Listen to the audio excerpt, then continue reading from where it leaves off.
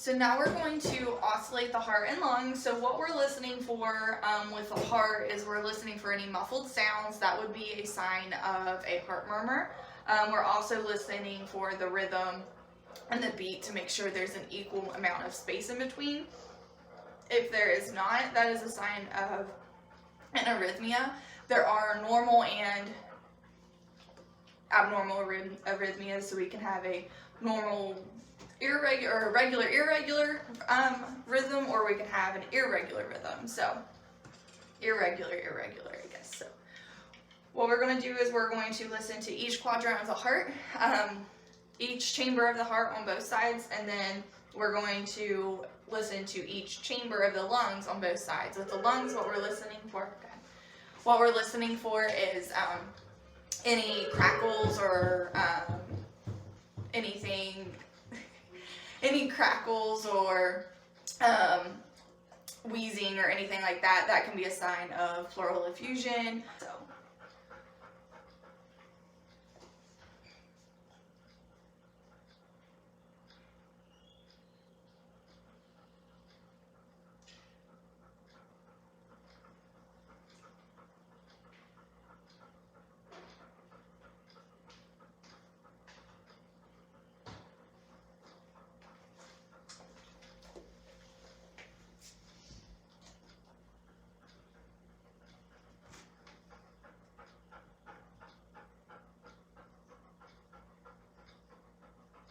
Her heart sounds really good, so now we're just going to listen to the lungs.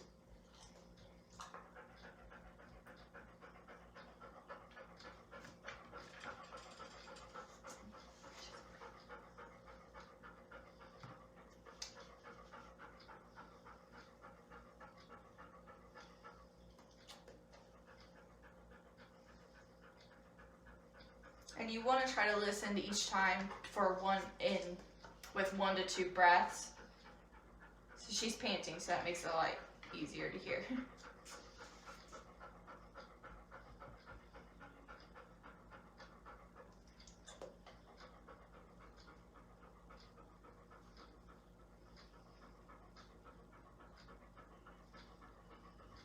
Alright, so the oscillation sounds really good. I don't hear any muffled sounds on the heart. I don't hear any crackles or wheezes in the chest. So everything sounds really normal. So we're going to get a heart rate, and her respiration rate we would put as panting because she is panting. So we're going to get a heart rate, and then we'll check her femoral pulses. The rhythm sounds really good too. So.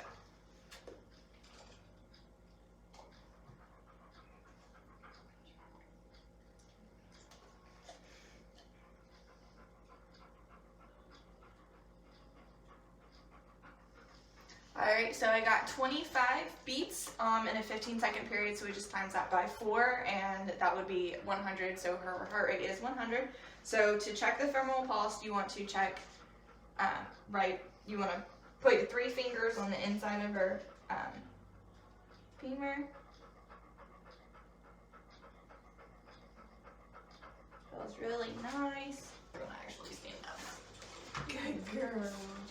So you just want to check bilaterally to make sure that they match and there's not one different from the other. And it actually feels really, really good. So we're going to perform an ECG on Pumpkin. He is sedated with a low dose of Telazol so that I can perform it safely. So this can be a bit aggressive. And we have the old school Cardell monitor with the ECG machine on it. So we have the 4 clamps. So he is in right lateral recumbency. So we're going to place our clamps in their appropriate places. So the green goes to the left leg, or the right leg, I'm sorry, just at the stifle. The white goes at the front, just by the elbow. Red is the left leg, and black is the right leg. We're just gonna let them down.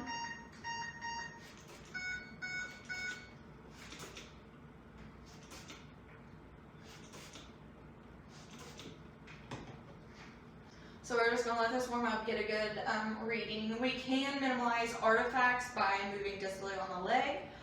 If we're up too high, it can have artifacts. So what we're looking for is we're looking for any arrhythmias. They can have regular, irregular beats, or irregular arrhythmias. Sinus arrhythmias they can have a normal one. So we're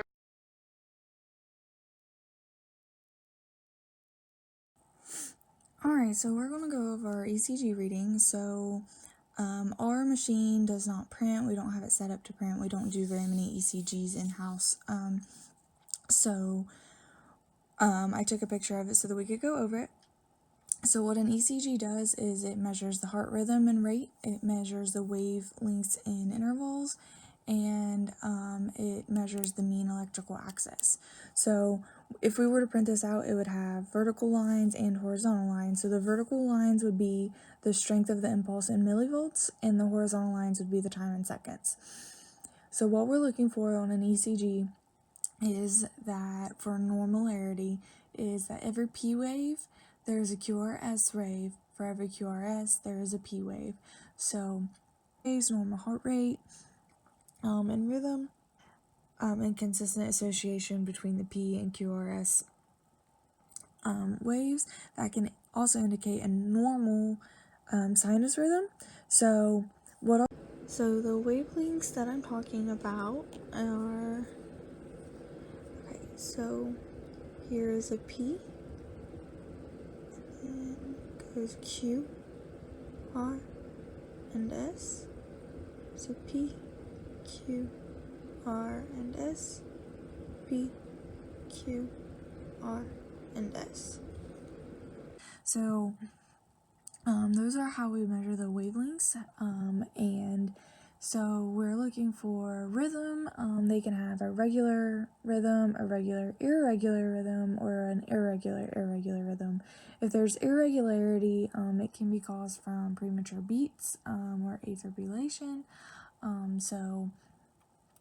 It can be caused from many different things. So luckily, the doctor took a look at our ECG and said that Pumpkins looks really well on our machine, since it doesn't print out, so you can't see the actual seconds between each heartbeat. It does look like it's in tachycardia, but we're actually pretty good. She said that with the settings that we have on our ECG machine, this is actually perfect. So Pumpkin is doing great. He does have a sinus arrhythmia, or a sinus rhythm, normal sinus rhythm. So, but that is normal. So he is in good health. Heart race. Okay, so now we're going to show how to do a rabies poll. This is used in cases that may have a rabies patient or an extremely aggressive patient. This is Chanel, she's not in any way aggressive, but she's going to be our demonstrator. So you want to twist and push down for it to come loose, and then you just want to, I know it says it's weird. You just want to slide it on, and then you push, pull up for it to tighten. This way you can move the patient which way you need to. And then we're going to push down again to get it loosened back up and just slide it off. And that's how we use a rabies restraint pole. We're going to show cleaning of a cage now. So we're going to clean this cage here. So to start out, what we want to do is we want to spray every surface, top, bottom, and sides. And we want to spray both sides of the door. We let that sit for 5 minutes so that it disinfects. Then we spray it again, and we work from top to bottom. So we want to do the top, and then the sides, and then the bottom. We'll get another paper towel, and then we'll clean the front, the door, both sides of the door. So that is the process of cleaning, and now we're going to clean.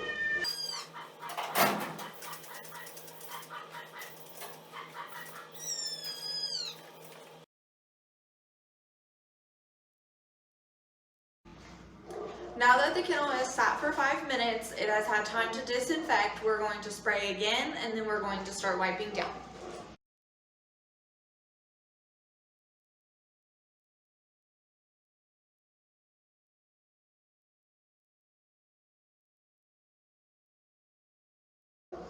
We also want to make sure that we get the outer edges like I did.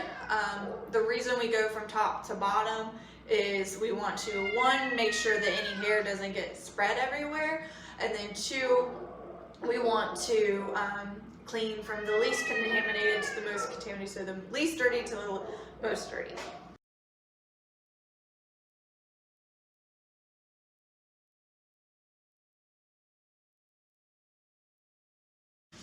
We also want to make sure that we clean the cage card holder as well, because it can get it just as dirty as anything else.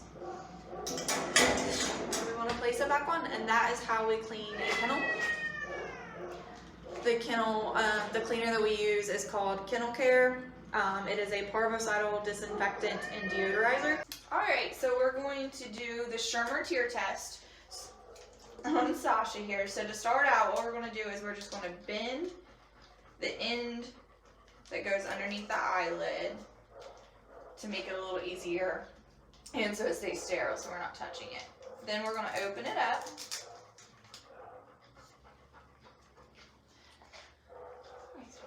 And we're just going to put this under her eyelid. You're nice here.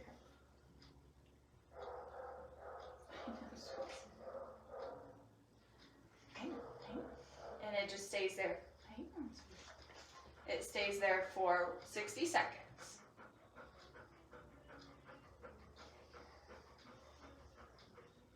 So what this is testing is her tear production. It's checking for KCS. Anything, you're all right, honey.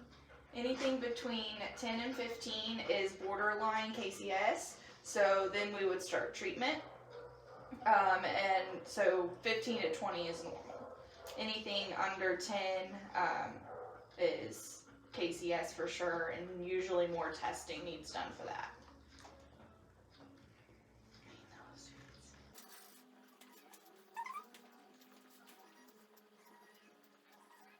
So her right eye is at 17, so we're good there.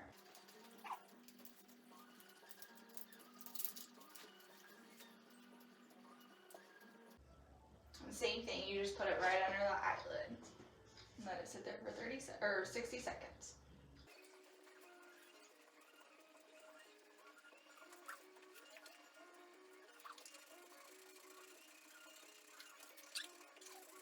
Alright, and her left eye is at between 16 and 17, so that one's good too.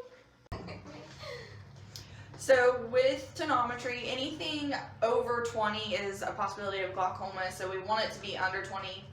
If we can get it between 5 and 15, that's perfect. So when it is over 20, we want to do some more testing. We want to repeat tonometry a few days later to double check it. Sometimes we'll refer them to ophthalmologists for specialty testing and stuff, just to make sure it is a true reading and to get a confirmation on diagnosis. So we are going to do the tonometry reading now. So we want to put as least pressure on her head as we can. So I'm going to start out by putting some proparacaine in the eye to kind of numb it and give it some pain relief. Stay there.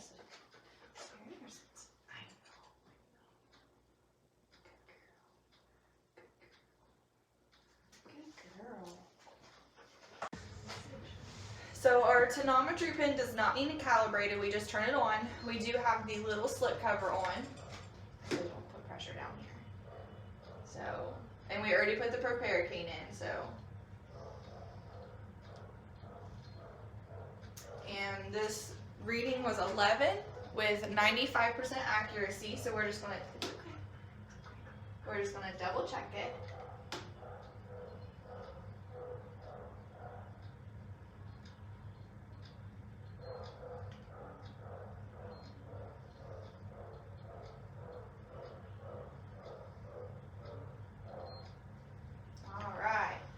Just do the other eye. You're all right.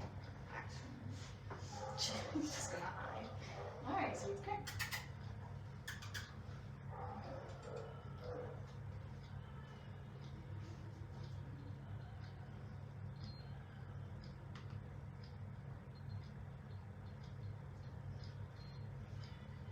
All right, and that one was 5 with 95% accuracy as well. So we don't want to count it if it's under 95% accuracy, because it's not a very good reading. So anything between 95 and 100 is really well. So so her left eye was 11 and the right eye was 5. So we're good to go.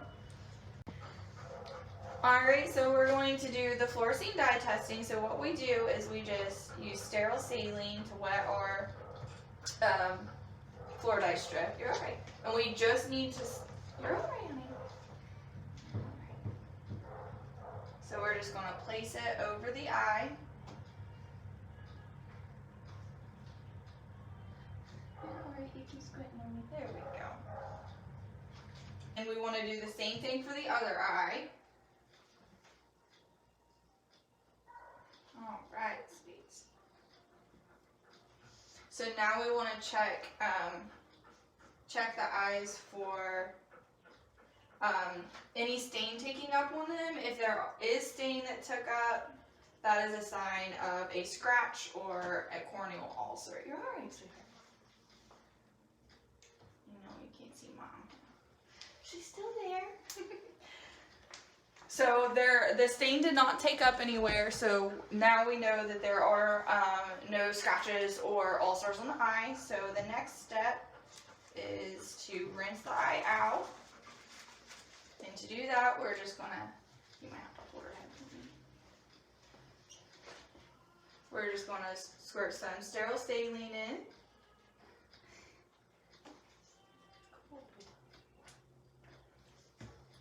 To wash as much of the stain out as we can. We're going to express the glands internally on Finn here. So I have her glove and just a little bit of lube. I'm going to use a paper towel to kind of keep me from getting squirted. This side. You're okay, buddy. You just want to be really gentle. And they're at 4 o'clock and 8 o'clock. Okay.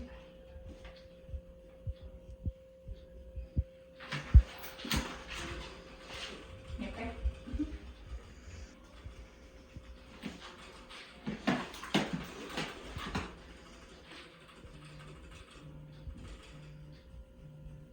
Alright, so I got the left one emptied and it looks like the right one's already been emptied. So there's the glands. Okay, so now we're going to do the enema, and we have Chanel here. She's being kind of rotten, but we have Chanel here. She doesn't actually need an enema, she's just going to be our demonstrator. So to make the enema solution, what we need is warm water. We don't want it to be too hot because we don't want to harm the patient, but we don't want it to be too cold either. So we want it to just be the body temperature warm. So I'm going to go ahead and turn the water on.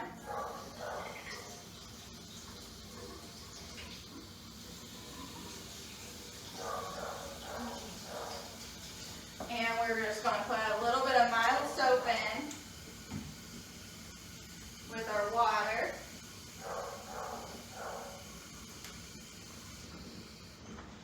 So we have our enema solution here. And we have a 12 cc syringe. And we have our catheter. So what we're going to do is we're going to use our lube.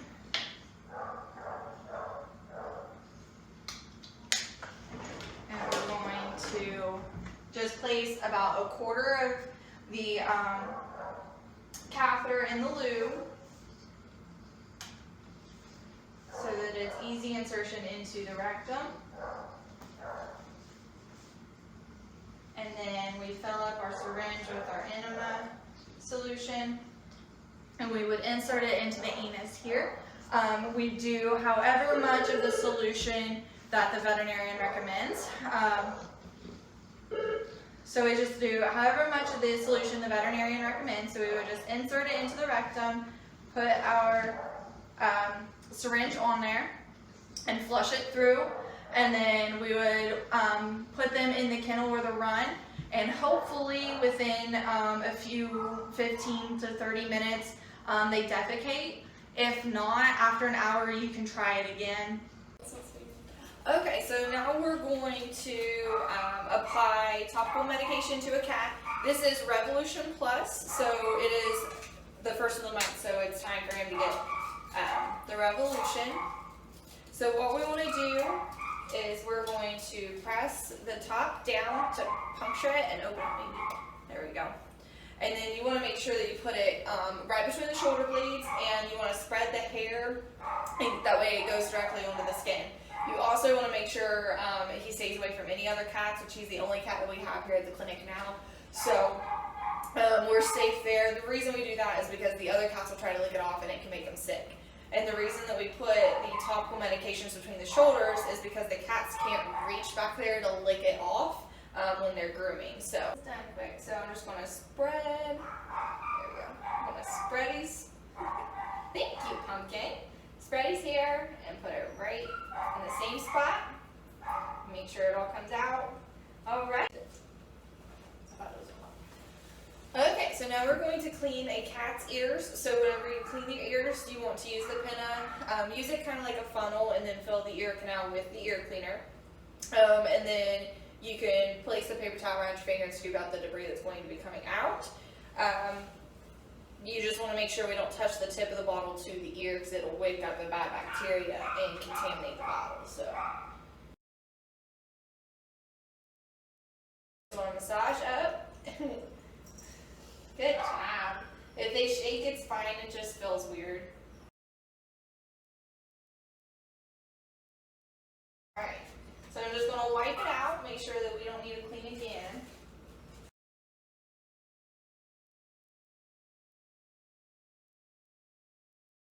So we have some iconazole lotion that we're going to put in the ears. So this is just 10 drops in the left ear every 12 hours. So we're just going to, kind of the same concept as the ear cleaner, so we're just going to hold it up, but we're just going to do 10 drops.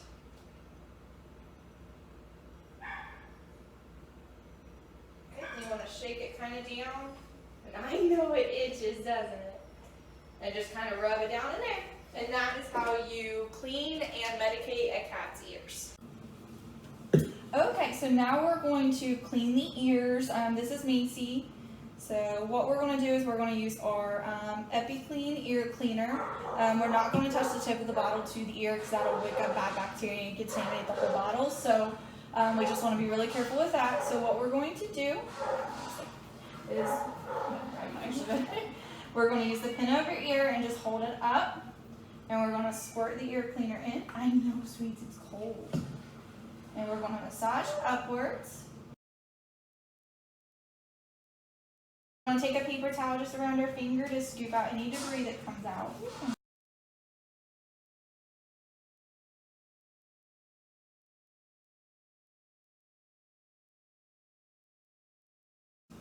Alright, so now our paper towel's coming back clean. Now we're going to medicate the ears.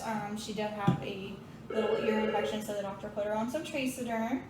So we're just going to apply 10 drops. Again, don't touch the tip of the bottle. We just want to drop them in there. See if we can.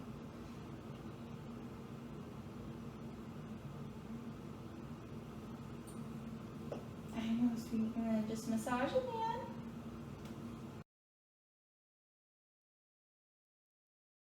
in. Alright, and that is how you clean and medicate the ears. Okay, so now we're going to give sub-Q fluid. So we're using sodium chloride solution, and we have an 18 gauge needle on here. The 18 gauge needles just help it come out a little bit faster so that it's not one little drop. So what we'll do is we're just going to tint up her skin, and then we'll insert the needle sub-Q, and then we'll let the fluids flow. The doctor will confirm the amount of fluids that they want depending on the dehydration status of the patient. So we're just going to demonstrate on her. She's actually very healthy. We're just going to demonstrate a little bit of fluids just to get the fluid administration. Our baby medicine done. There we go. I'm gonna tin up, and you want to do it kind of dorsolaterally and you want to make sure that the needle doesn't come out the side. So, and you want to keep the line held in. So we're just going to open the flow and stripping.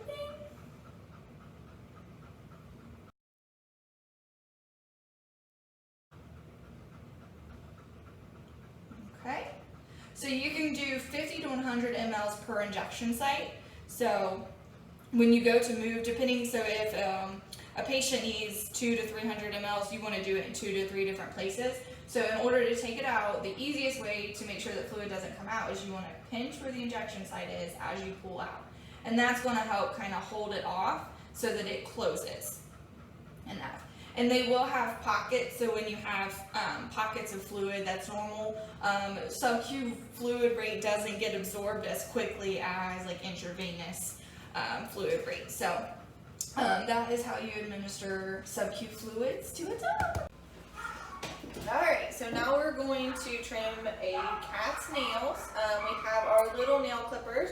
We have some silver nitrate stick if we were to get the quicks too close. This will just help clot the bleeding. And a paper towel. We have, if we do quick the nail, we want to make sure that we wear gloves when we're using the silver nitrate sticks because it will stain your hands. Right, so whenever you're doing the cat, you want to press on the bottom of the paw. Let's see if I can use this one. Press on the bottom of the paw to retract the nails out. And then you press the top to push them out the rest of the way. So you just want to get where it hooks, and you can also see the quick. The quick is the pink, and that's where nerve endings and the vein ends in the nail. So, all right. So now we're going to trim the nails on Miss Macy here. Hi, sweet girl. So we have our normal clippers here. We have some smaller ones too because she's such a small dog. And I also have some silver nitrate sticks just in case we were to get the quick too short, the nail too short and into the quick. So when we do this, we want to make sure that we wear gloves. So I do have a glove here just in case because it will stain your hand. So what we're going to do is we're going to just hold on to, Allison's going to restrain for me so that she can't bite. And she's going to try to hold her leg out for me too. So in hers, you can see that she has white nails, so you can see kind of where the quick is at, and where you can go. You need to stop at. So we're just going to trim her nails.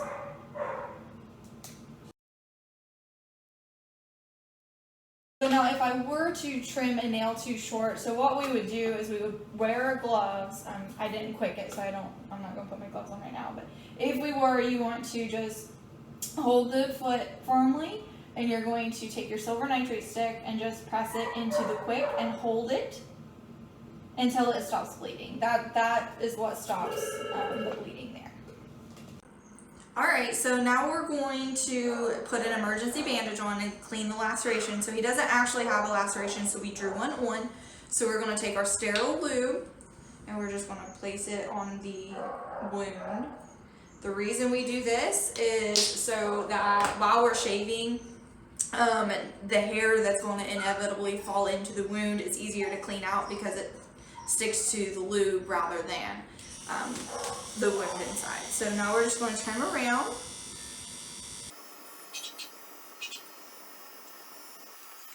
Now that we have it shaved, what we're going to do is we're just going to flush it with sterile saline, and that's you getting the lube out of the laceration. And then we're going to scrub with a chlorhexidine scrub. We want to make sure that we don't get into the wound itself because that can inhibit healing of the skin. So we're just going to clean around it. Oh, buddy. So we're just going right around. And then we're going to take our sterile saline soaked gauze and lay it across. We're going to take our bandage wrap, and you want to start at the distal end and just wrap around.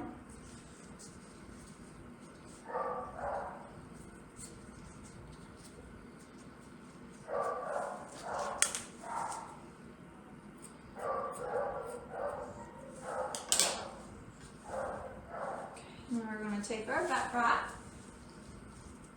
And again, we're starting at the distal end. We're just going to wrap it around.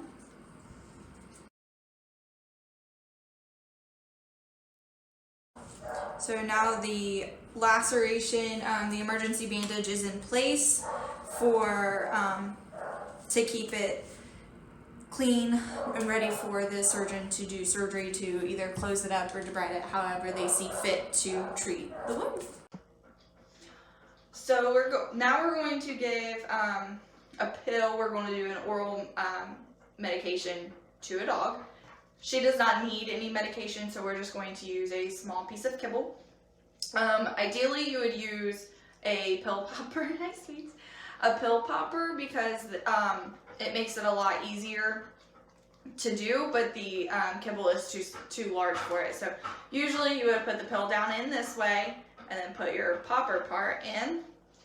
And I always like to keep it withdrawn a little bit so that the pill's down here as you put it into the mouth, so that they don't crush the pill or anything whenever you try to put it in, and it doesn't fall out in the process of putting it in. But since the kibble's too large, you can also just use your hands. You just need to be very careful that you don't get bit. And then you want to make sure that you flush it with water every time. The reason that we flush with water is 1, to make them swallow, and 2, so that it doesn't get stuck in their throat. So I have our thing ready here. So to give the pill, what you'll do is you're going to open their mouth, shove it to the back of the throat, and close real quick, and then flush with water. I know, that's weird, isn't it? And that is how we give oral medication to a dog. Will you push my arm button? Alright, so we're going to give Lucky the first dose of Onsior. She's going to be spayed today, so we're going to give this 30 minutes prior to surgery. What we're going to do is we're going to put it at the back of her mouth and then flush with water. Gotta get more water.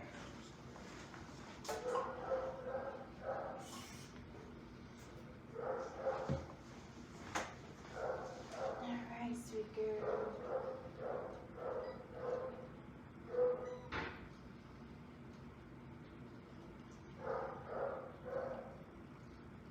And the reason we flush with water is so that they actually swallow. So she did really, really good. We are going to demonstrate applying a modified Robert Jones bandage and a splint. So sedation is the best way for this patient. Some patients will allow you to place a splint and stuff while they're awake.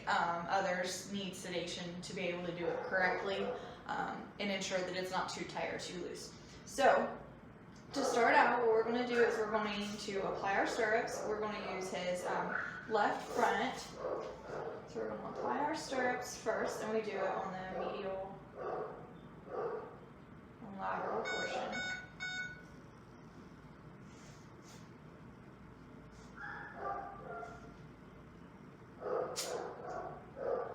And I'm going to use a tongue depressor to keep these sides from sticking.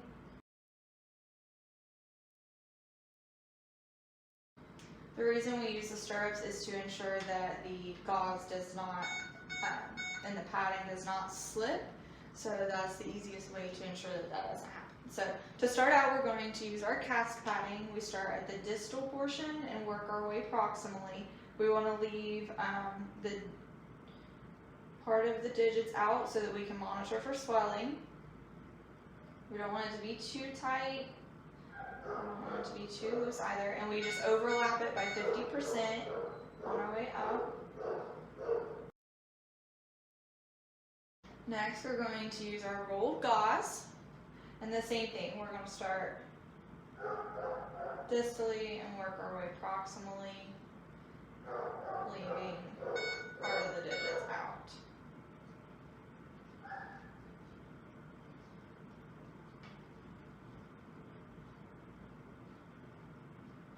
We don't want any crinkles to be in the gauze or the padding, so we want to make sure that it's even layered. Crinkles can cause sores because there's more pressure on certain parts, so we just want it to be even. And again, not too tight.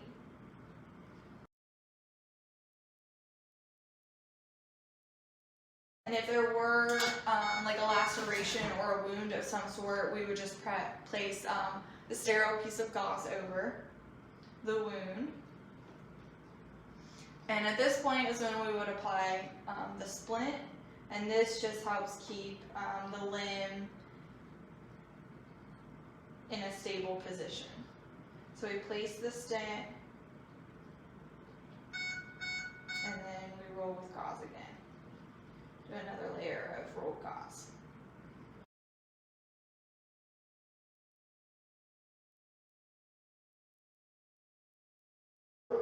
So now that we have our cast padding, our layer of gauze, our splint, and then another layer of gauze, now is when we would use our stirrups. For our final layer, this is the protective layer used with vet wrap. So you want to definitely make sure that this layer doesn't get too tight. And again, we're starting at the distal portion, working our way out. We want to leave a little bit of at the top of the proximal end, a little bit of the gauze layer left at the top of the proximal end. So you can see that we left a little bit of the gauze up at the top. Now we're going to we use just elastic adhesive tape to put at the distal portion, just to give the patient some stability, and we can still see the toes here, so we can monitor for swelling. To remove the bandage and splint, we want to do it by layers. So to start out, we would just take the bandage off of the bottom, the distal portion down by the toes.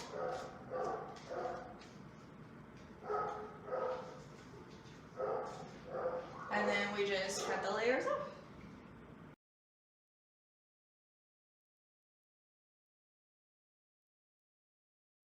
Here's our vet wrapping layer. Pull the stirrups off. We'll do the first layer of the rolled gauze.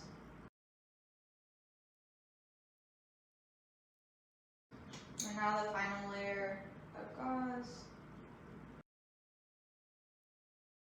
And now the cast padding.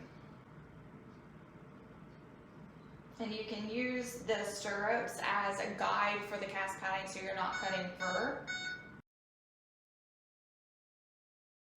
And that is how you remove a modified Robert Jones bandage and a splint. Okay, so we're going to take intraoral x-rays now. We have a digital x-ray system, so I have our plate. We're going to do the mandible on the right, so I'm going to be doing a parallel x-ray, so we're going to put the plate along the long axis of the molars in the back, and then our tube head is going to be perpendicular with it.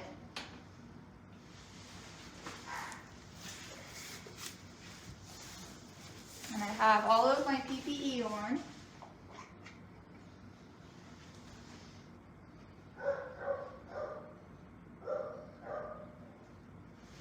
Alright, so we got it set up, and I'm just going to set 12 feet away.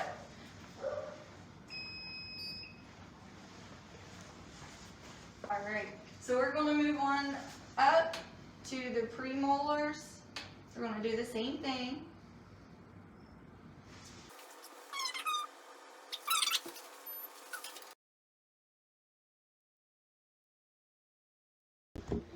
So now we're going to do some hand scaling. I have my hand scaler here. So we use this in the places that the ultrasonic scaler or piezo unit can't get into.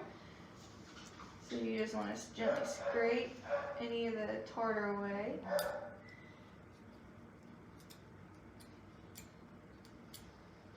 But you don't want to use this under the gum line because it can cause a lot of damage. Too much. much. Now to get in by the gum line, we're going to use our curette. That way we're not causing a lot of damage to the teeth, or to the gum line, the gingiva.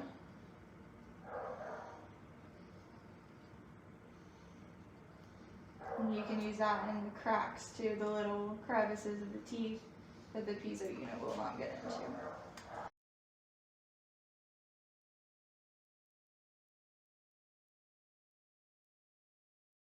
Now we're going to use our piezo unit. So with the piezo unit, you want to be sure not to stay on one tooth for an extended period of time. So we only want to use the piezo unit for 5 to 10 seconds per tooth. So the ones that have a lot of buildup, you want to start on it 5 to 10 seconds, go on to the next tooth, and just keep coming back. But you want to give it a little break. It will burn. It gets really hot, so you just don't want to cause the tooth any damage.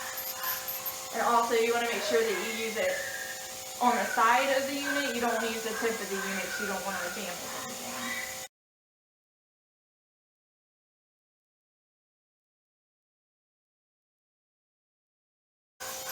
So like his molar back here in the back has a lot on, so I'm going to get a little bit and then I'm going to go to the next tooth. So like I said, I only want it to be on there for 5 to 10 seconds.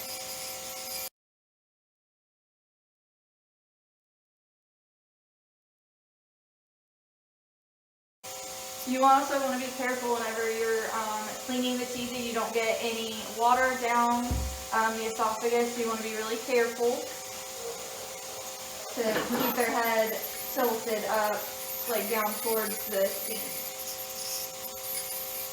You know, okay.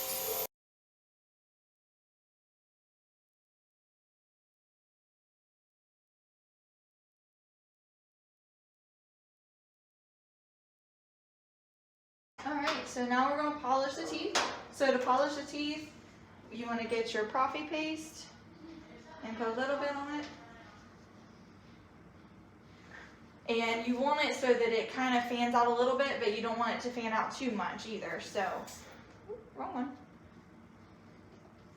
So you can kind of brush a little bit onto different teeth to start out.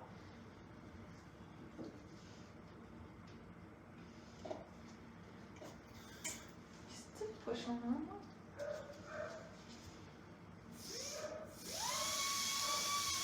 And you want to make sure you get up and under the gum line so you're polishing under the gums too.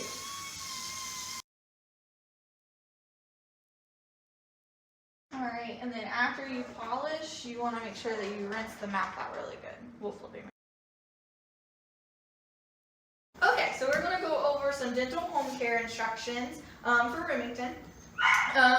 So to keep up with the scaling and polishing that we did today, we want to make sure we do basic home care. So you want to brush their teeth at least 3 times a week to be effective.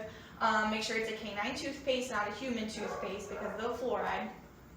So to start out, you want to start out kind of slow because you've never brushed these teeth before, right? Alright. Okay, so just put a little bit on your finger and rub it across these gums. You don't want to make it too scary, so rub it across these gums and back off. You can work your way back more and more each day, and eventually work your way up to the toothbrush.